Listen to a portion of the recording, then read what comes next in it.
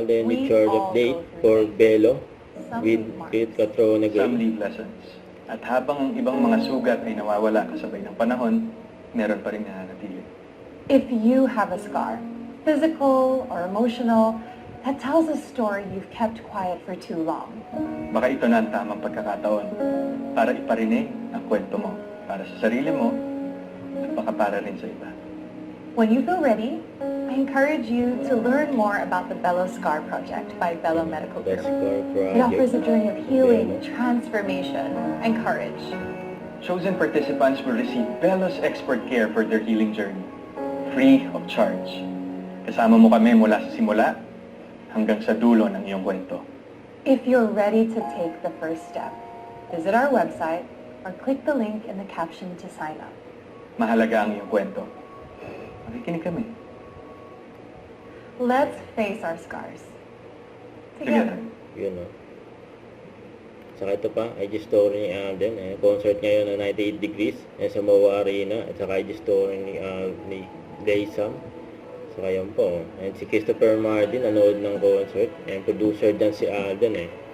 Saka ito pa, yung kulit pa nga ng nila Alden saka ni Gerald na po. Sabi ni Alden, ang dumi ng likod. Tapos sabi ni Gerald, mas madumi ang utak mo. Yan, mas pogi kaysa sa may-ari. Grabe naman si Gerald kay Alden. So ito pa yung mga ride ni Alden. Ito yung long ride ni Alden. Kasama niya si Christopher Martin. Yan, ang galing na mag-bike ni Alden. Solid, oh. Long ride yan. Yung kasama ni Alden, naka 100 km. Solid, oh, mag-bike. Ayan, ang nakarang araw yan.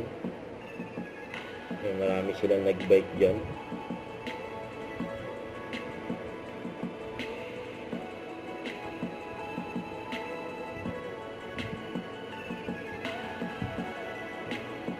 Grabe yung long ride ni Alden sa cycling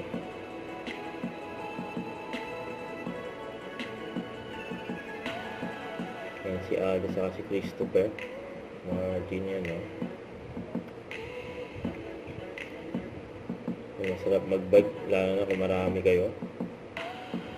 Ang dami sila nakahanay. Don't forget to subscribe and click the notification bell for more update. This is with Shorting Action Vlog. Stay tuned for more videos. See ya.